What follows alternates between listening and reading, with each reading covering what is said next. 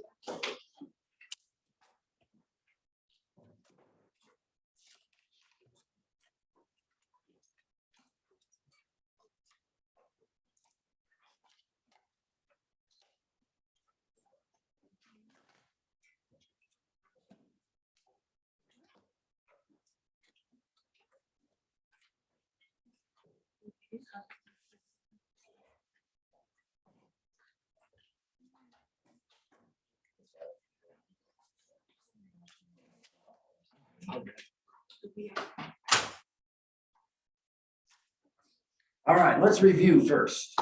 Let's look at some things here.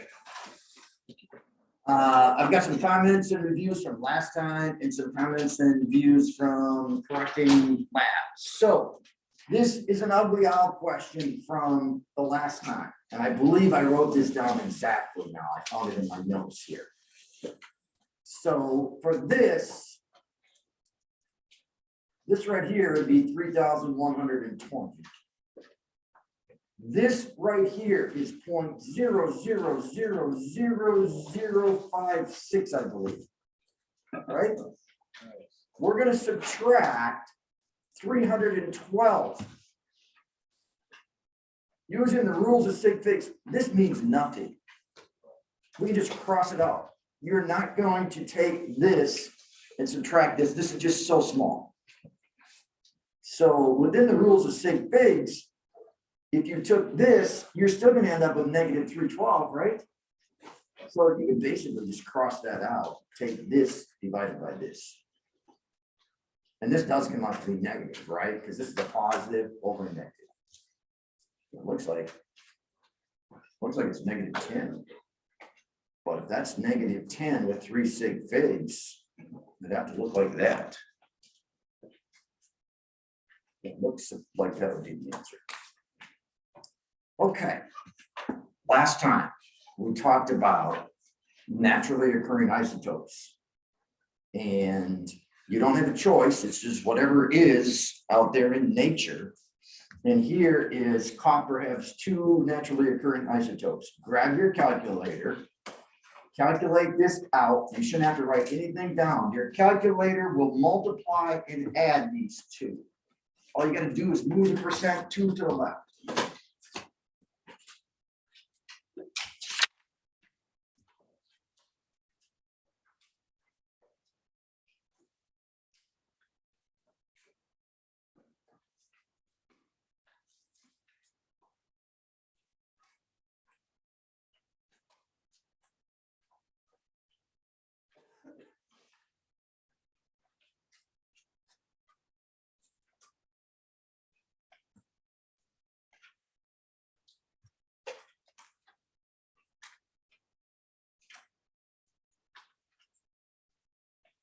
And it looks like we should get 63.545 or right around 63 point, if I did 2 decimal places, 55. Anybody else get that?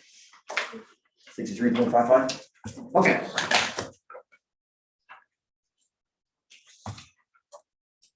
Lab observations. And some of you have not had lab yet. If you are using a metric ruler, you should be able to estimate to the second decimal point. So here's what I've seen students do, because I'm trying to, unless you switch rulers, you can't just change the precision of your instrument. So I'll see 2 decimal places, I'll see 1 decimal place, and I'll see none. But we did pretty good that we should have 2 decimal places, but then I saw this. And the student is thinking, I'm assuming that have 4 good numbers here, 4 good numbers here. They're going to create 4 good numbers here for consistency. This is not the case. You cannot do this. It's the same ruler. You can't all of a sudden say my precision goes out to the thousandths place. Okay, so this cannot happen. Maybe it's 4.62. Okay, and then when you do, if you do the volume of this, length times width times height, you're multiplying, your final answer is going to have 3 sig figs because this is the smallest. Then I saw this. There is a coin in lab where it's got grams and it's 5 sig figs. I saw this exact conversion. Your starting grams is 5 sig figs. This conversion here is chopped off to 4. You cannot ever reduce your sig figs based upon your conversion. You would want to expand this out. This goes on. This is 453.5924 grams. I don't know if it keeps going, but that covers 7 sig figs. So if you start with 5 and you're dividing and your conversion has 7, your answer should have 5 sig figs, right? In this case, the answer would have 4 sig figs because we limited it by the conversion. Then you should know this.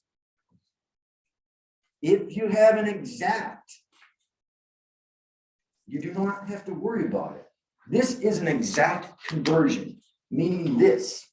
There is 1.000000, keep going, unlimited sig figs is 2.54000000. Keep going. So this is not going to limit your sig figs in your answer. Okay, and the metric conversions for sure are exact. There is 100 centimeters in 1 meter, right? That is exact. It's 100.0000 centimeters, 1.000. Okay, some review and some comments on lab. Otherwise, some other things we looked at last time. We started writing formulas of compounds here. And we looked at charged ions. So what I'm going to do is I'm going to finish the learning guide here first, because this learning guide on page 10 says this. On the bottom of page 10, this ends OWL chapter 2 homework part 1. You should be able to complete all OWL chapter 2 part 1. And that is due Sunday, I believe. Sunday at 11:55 or midnight. So I think I'm going to leave that deadline up there Sunday. That seems to be valid. I think it's good. We should be there. So hopefully you've been working on that. Okay. So let's talk about this learning guide to get us there. Make sure that roll sheet is rolling around, please. Okay. And I skipped ahead a little bit here, but in ordinary, I'm on page 8 now. In ordinary chemical reactions, the nucleus of each atom and thus the identity of the element remains unchanged.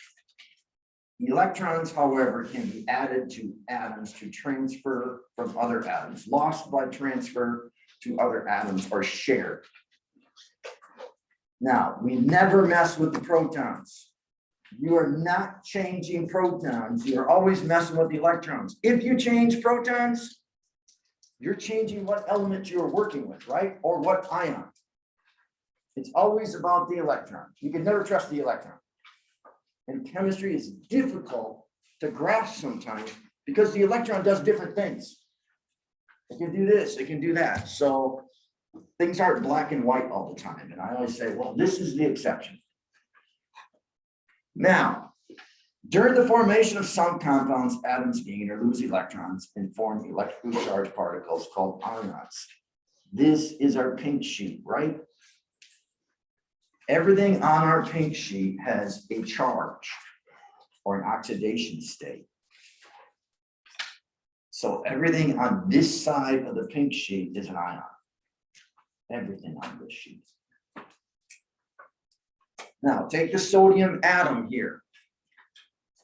Na, we don't put 0 here, but we could. It has 11 protons and 11 electrons. This is a sodium atom. By definition, protons equal electrons for an atom, right? Now look at this. This is the sodium ion. Notice, and I don't think this should be more pronounced, that the radius is less. You have 11 positive protons pulling in 10 negative electrons. It's going to pull it in tighter. Plus later on, we'll lose a complete level. So the radius goes down. Now, who wants that electron? Well, somebody that's going to be more stable by forming a negative ion, which for sure is chlorine, which is going to be called chloride, right? So when atoms of non-metal elements form ions, they gain enough electrons to give them the same number of electrons as an atom of the next noble gas in the periodic table. What we're saying is this. These noble gases are happy with the electrons they have. We do not make compounds called neon sulfate, neon nitrate, neon chloride, helium chloride, nothing. You will not find any compounds made of the noble gas. They are most stable. So these atoms, the rest of the atoms, want to attain the same stability as the noble gases. How do they do that? They lose or gain electrons. Everything in the halogens right here just needs to gain 1 electron to have the same number of electrons as the next noble gas. Therefore, every halogen takes on an ion charge of -1, -1, -1, -1, -1. Reminder, we're going to need this today. That plus minus does not carry through here for chlorine. It's -1, and the rest are all positive numbers. Over here, in the next one then, we would need to gain 2 electrons, right? So we need to go from 8 to 10 electrons. Oxide is going to have a -2 charge. Sulfide, -2 charge. This is going to be called selenide, -2. Telluride, -2. And then here's chemistry for you. Look, it doesn't work on there. Over here, nitrogen needs to gain 3 electrons. So nitride is -3, phosphide is -3, arsenide, and so on. Okay, negative anions, and then it ends in IDE. When atoms of metal elements form ions, they generally lose enough electrons to give them the same number of electrons as an atom of the previous noble gas in the periodic table. these positively charged ions are called cations. So we go over here. Every element here in group 1 needs to lose 1 electron, right? If we take lithium, it has 3 protons and 3 electrons. But helium only has 2 electrons. Lithium's going to lose 1 electron.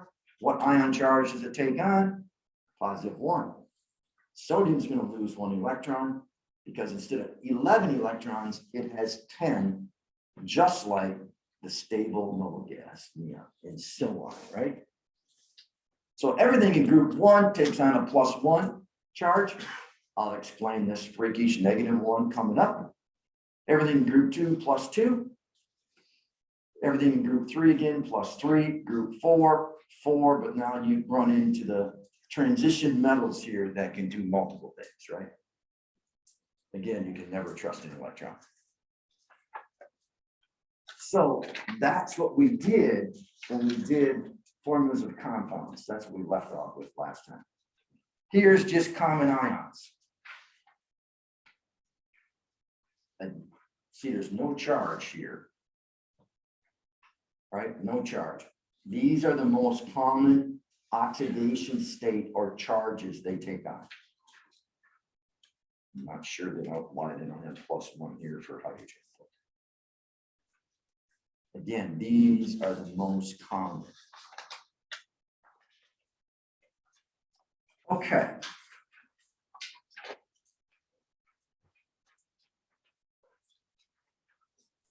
I believe all ends with, I don't know, you're not calculating the complete Coulomb's law formula.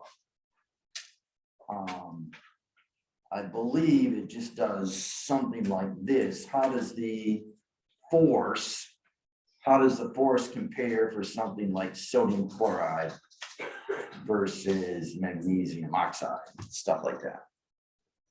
Well, we know that there is electrostatic forces that are attracting the positive negative ions. That's what keeps them together. In fact, when you add water, the question is the attractive force between the positive and negative ions so strong that water can't split them apart? If water can split them apart, we know they dissolve or they're soluble. Well, I need to make this bigger, because this is the whole key. The force depends directly on the charges. So N plus and N minus. So plus charge here, negative charge here.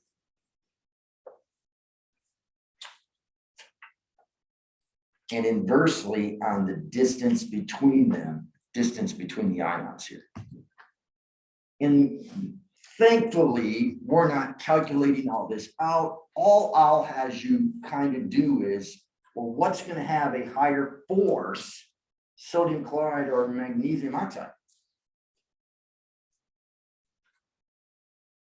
And the distance probably going to be somewhat similar. This is the charge on the electron, which is going to be exactly the same. The constant is going to be exactly the same.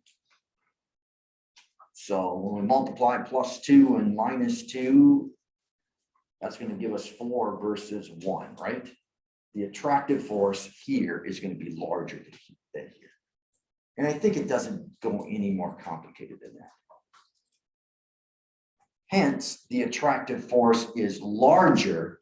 So we end up with a melting point of magnesium oxide of 2800 versus 804 for sodium chloride. Okay. So this ends our part 1, where it's split. And I think you should be able to do all now. Some of you are already done, right? So by Sunday night. So with that, let's switch over to this.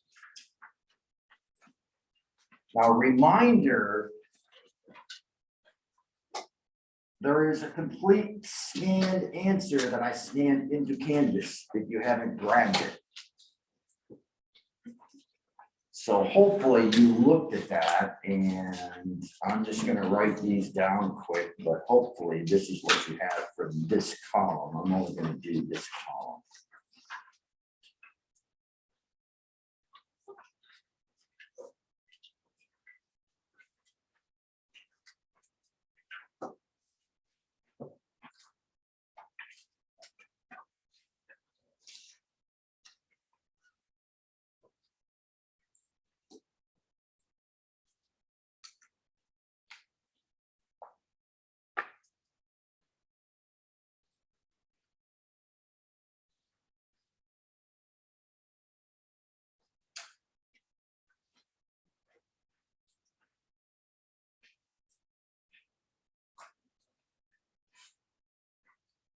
So we're going to complete this. We're gonna get a lot done today. Please, please, please look at my answer sheet. And when I say look at it, I want you to look at my answer sheet, and I want you to have a finger. You need to go like this. If there's one slight difference, there's a reason for that. Okay, you might be using, copper 1 instead of copper 2. If you just scan it kind of quickly, you're not going to notice the difference. So please, please, please, I post the answers, and then I've had people scan them and send them and submit them sometimes, and I'm astonished at how much difference there are. And it's the slight differences that are going to trip you up. Okay, so this is writing formulas of compounds. We just need to look up our ion charges. Now let's do the opposite. Let's look at these formulas and write down the correct name. And these 8 up here, I made really, really easy for you. And why did I make them really, really easy? Because we don't need any Roman numerals.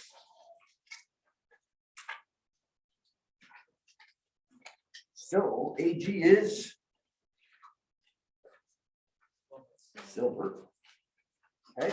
And we don't need Roman numerals because silver is always, always, always, always positive 1. P is not going to be phosphorus. It is going to be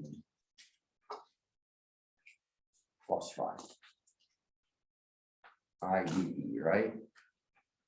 We always have a positive first. In this case, it's a +1 and a -3, but we don't even have to worry about it. So all of these are going to end in IDE.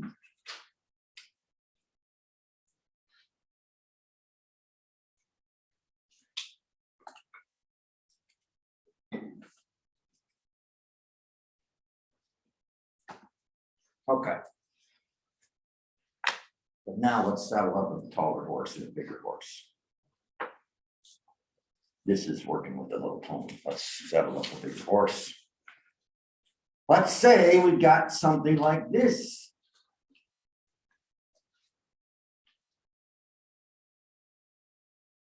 We have to be able to figure out the Roman numerals. Now, here is the key. Again, other than this freak right here, and here's the electron you can never trust. Other than this -2 and -1, everything else only has one negative value. If you know the negative oxidation state, you can calculate the positive, right? So that's the key. And remember, what is oxide, oxide, oxide, oxide? Always -2. If it's peroxide, -1. We'll get to that. So here, what is the name of this compound? Well, if oxide is always -2, you know we have to get 0 here. Just manganese 2.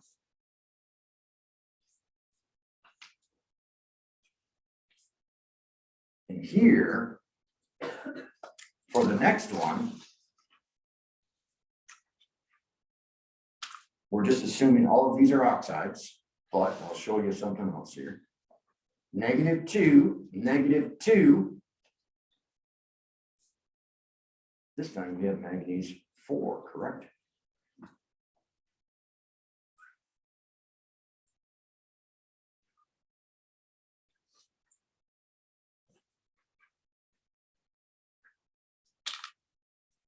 -2, -2, -2.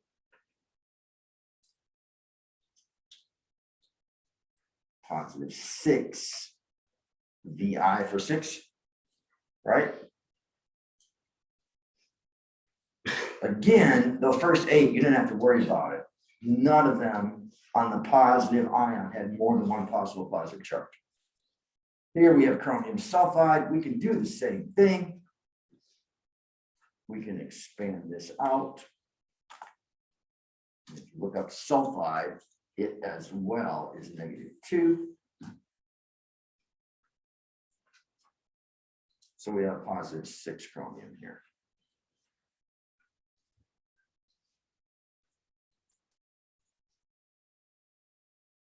Carbide. Ooh, I don't want to write it out like this. Mn, Mn, Mn, Mn. 1, 2, 3, 4, 5, 6, 7.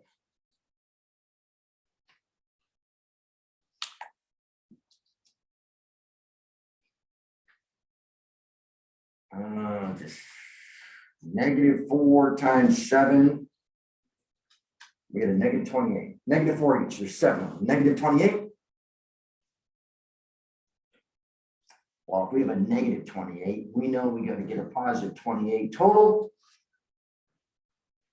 Then that is 4 of these. 4 times what?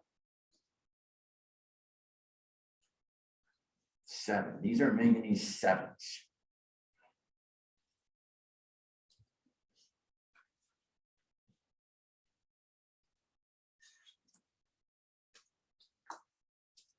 This is kind of a freakish one, but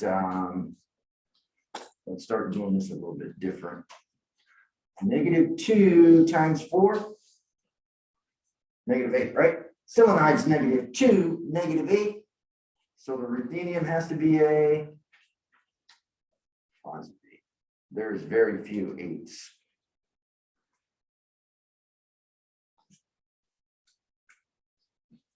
Okay.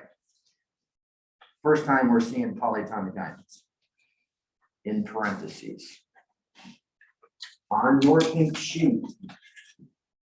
Now, this is a polyatomic ion. This is sulfate, right? On your pink sheet, there is lots and lots and lots of polyatomic ions. At the very top, here's acetate, aluminate, amide, ammonium, arsenate. If you've got 2 or more elements or 2 or more ions with an overall charge, it's a polyatomic ion. Now, if I take sulfate, it has a charge of -2. All of these polyatomic ions are made up of individual ions. They are held together, usually by perfectly covalent bonds. This SO4 is not going to split up. Now, therefore, what are the charges in this ion?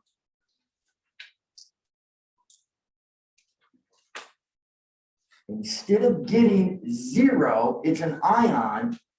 The charge is -2 for sulfate.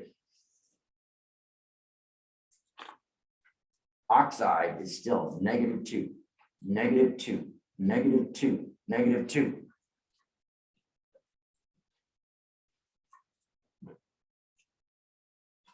What's the charge of sulfur?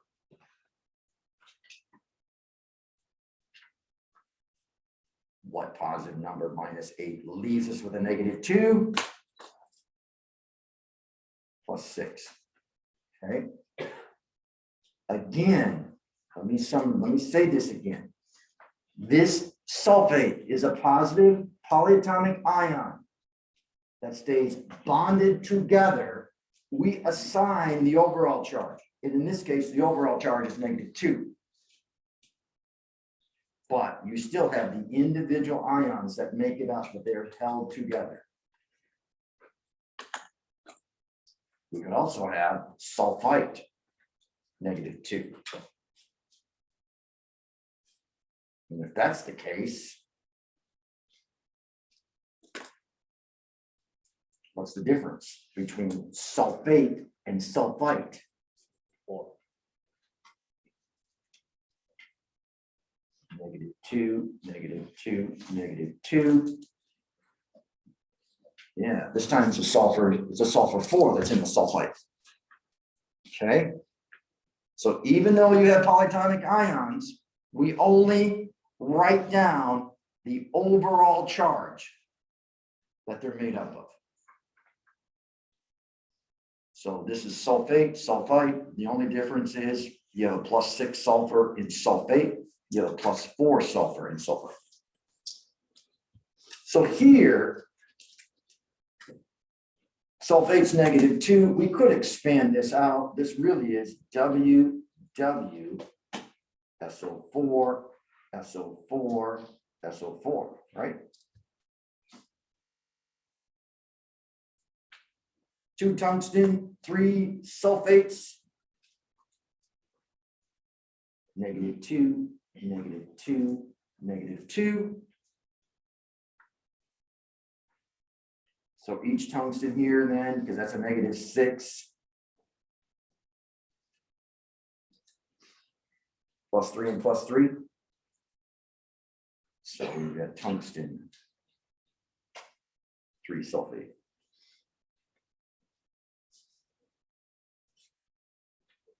Vanadium carbonate.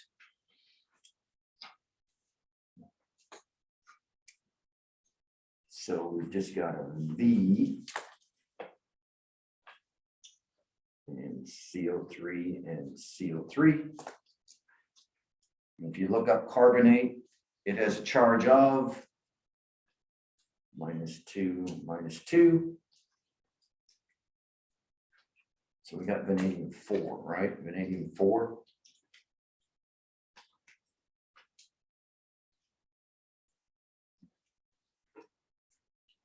Nitrate is -1. We got 7 of them, that's -7. So we should have a -7.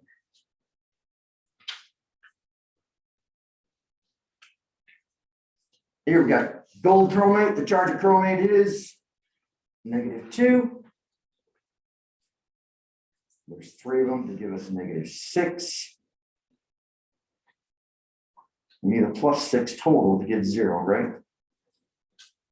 So each of these is a +3. That would become a 3. What's that? Never mind. So we have gold 3 chromate then. All right, let's go to the next page. So on the next page, we're going to write compounds that include polyatomic ions now. Some of the instructors have you memorize like sulfate, nitrate, stuff like that. I'm not going to do that. I'm going to use the pink sheet. I think after you write nitrates and sulfates enough, you kind of naturally do it. Plus, it's like you instantly can look up the charge of nitrate, right? And so why? I don't know. It doesn't. Can you write the correct formula? If you look it up, that's all I care about. So I'm not going to have you memorize it. I just think by the time we get done, you're going to memorize it on your own because you're going to write sulfate and stuff like that. Okay. So we have sodium hexacyanoferrate 2. So here's a freakish thing. We have a Roman numeral on a negative ion. So, but let's write this out here. We've got sodium +1 hexacyanoferrate 2. And these names make sense if you think about it. This is hexa, meaning 6. Cyano is a CN. Ferrate is iron. So we have hexacyanoferrate 2 and hexacyanoferrate 3.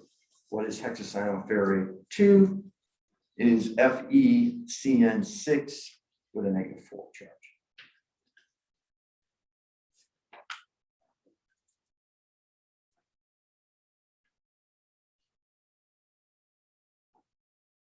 -4. So if we have +1s for the sodium, this thing's at -4, we're gonna need a total of how many sodiums? 4, we're gonna put 4 right down there, we need 4 sodiums. I'm gonna go to the right, carbon dioxide.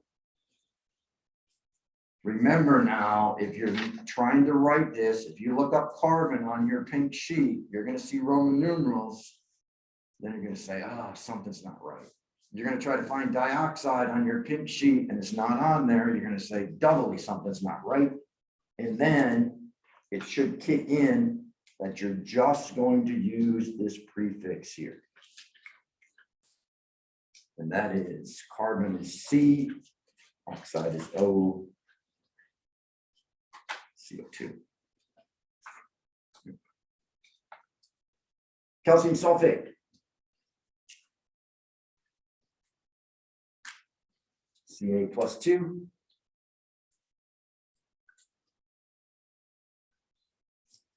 And sulfates SO4 -2. That's it, done, right? You've already got 0 across the top. Okay, the next one. We've got magnesium chloride.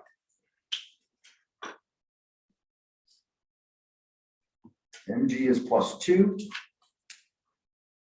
Chloride.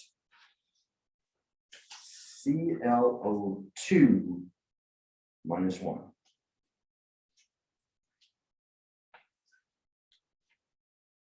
We need another chloride.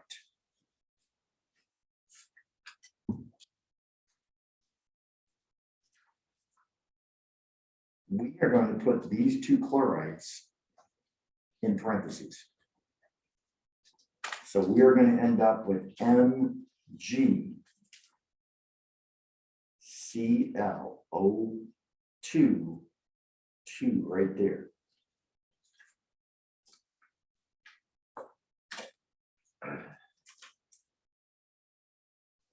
Now, you are only going to use parentheses if you have more than one polyatomic ion.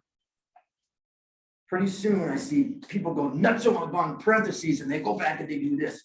They're going to write NaCl like this. That doesn't do you any good, right? And they're going to go back and they're going to write water as H2O. I see some just craziness happen. So don't go back and do stuff like this. You only need parentheses on polyatomic ions if you have more than one of them, right? If you have more than one.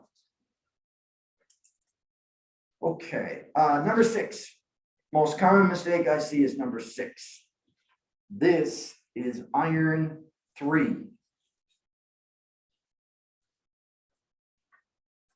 Hydroxide, OH, -1. We need 3s.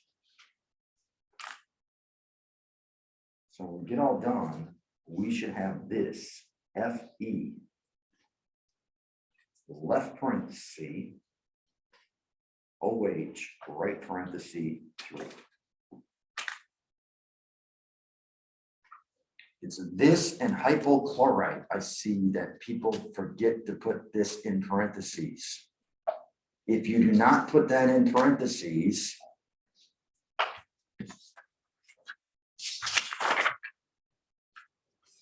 if you do not put this in parentheses, you have this. You would be missing 2 oxides, right? This is only 1. You'd be missing 2 oxides. All right, you have the answers for this. Make sure, I'm just gonna make sure you keep track of this one. Make sure you keep track of the hypochlorites as well. Those are those 3 circle. Make sure you look at those closely. Okay, now let's go to page 4. So page 4, we're gonna write out the names, but now we have polyatomic ions. And I put the first one on there on purpose.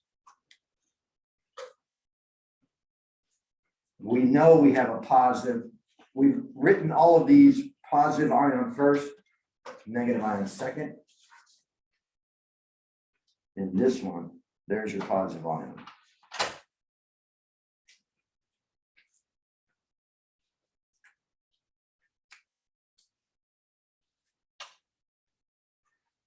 And then here's my negative.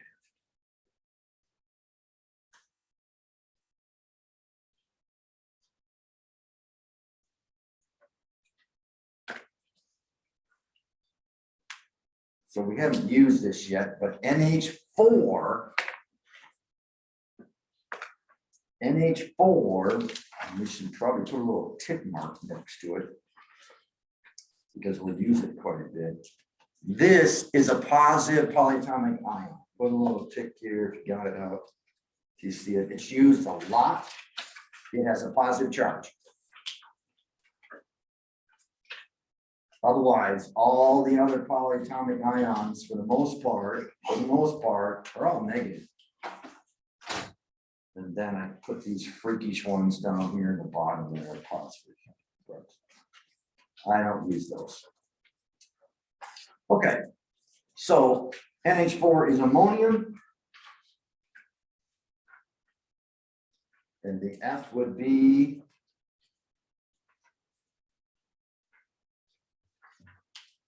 fluoride.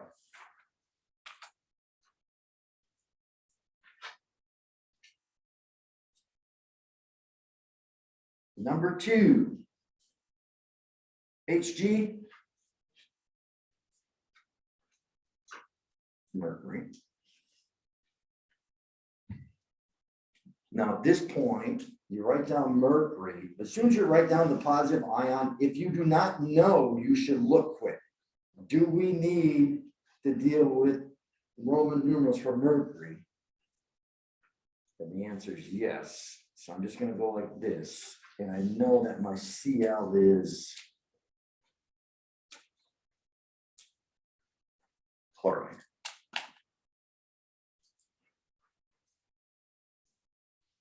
So now I get to clarify a couple things.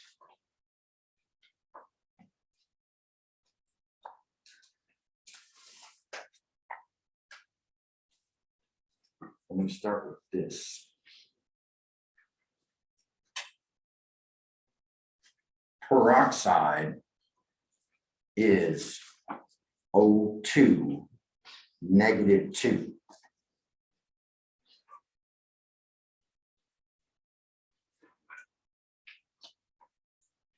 O2 -2. There is 2 -1 oxides bonded together. What is the overall charge? -2.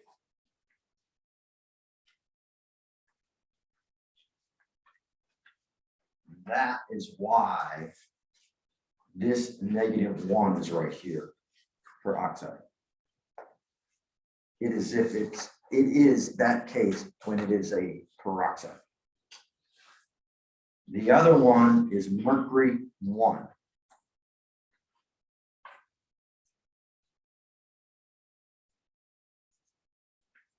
Mercury 1 is Hg2 with a +2.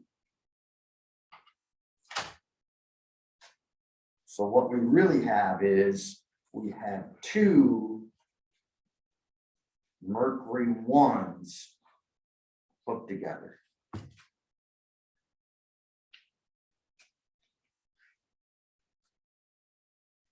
So mercury 1 is always going to have a 2 down there. Always, always, always, always, always. Mercury 1. So if we go back to number 2, there is no 2 down there. So this has to be mercury 2.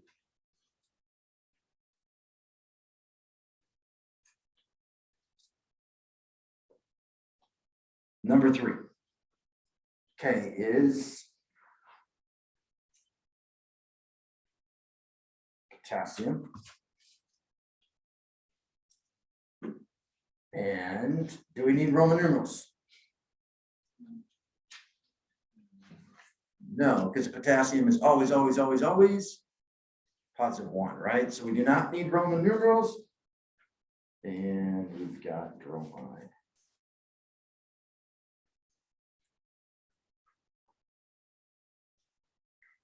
All right, let's talk about number 5. Na is sodium.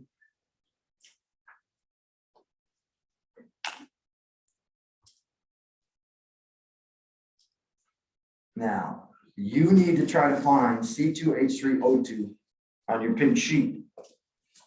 Normally, you would look under the C's. Because you have a C here, like here, I'm going to look under the C's alphabetically. And you're not going to find it. Then you're going to start looking and looking and looking and scanning and scanning and scanning, and pretty soon it's going to drive you to drink. And I don't want you drinking more than what you already are, maybe. So therefore, I have put the alphabetized letter, because as you're scanning and scanning and scanning and want to grab your 3rd or 4th drink, you would never imagine it's the very first one on top of you. You'd never see it, right?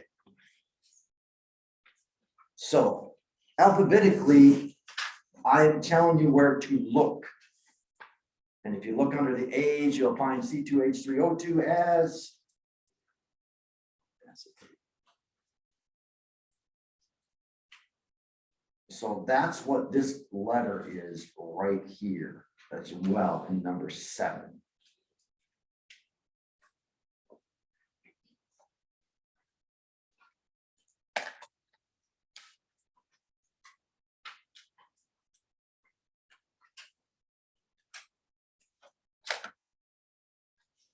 Now, let's talk about 14 real quick.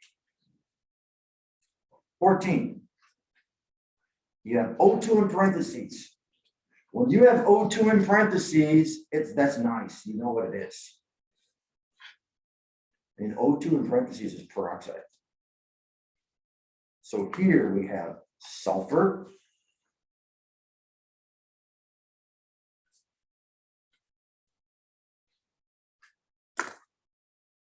Peroxide.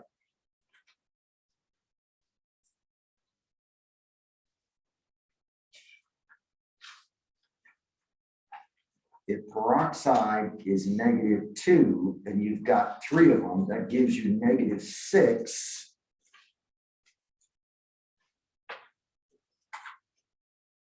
So I have sulfur 6 peroxide.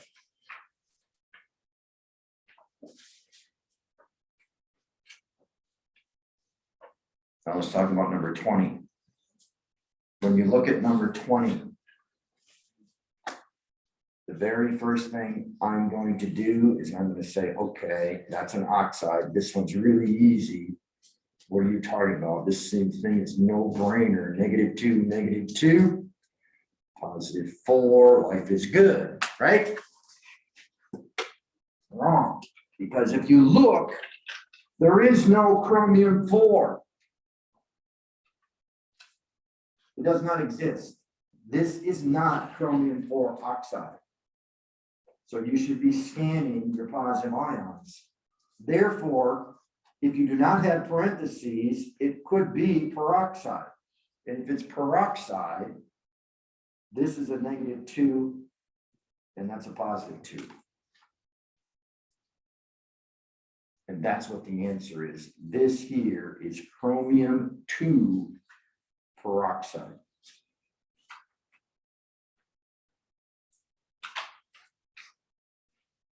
Chromium 2 peroxide.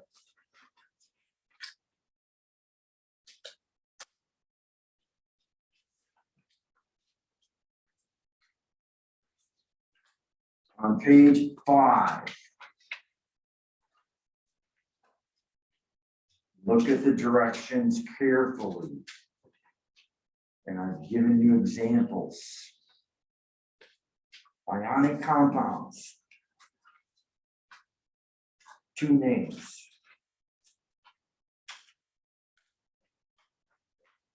So for this, one with prefixes and one with Roman numerals.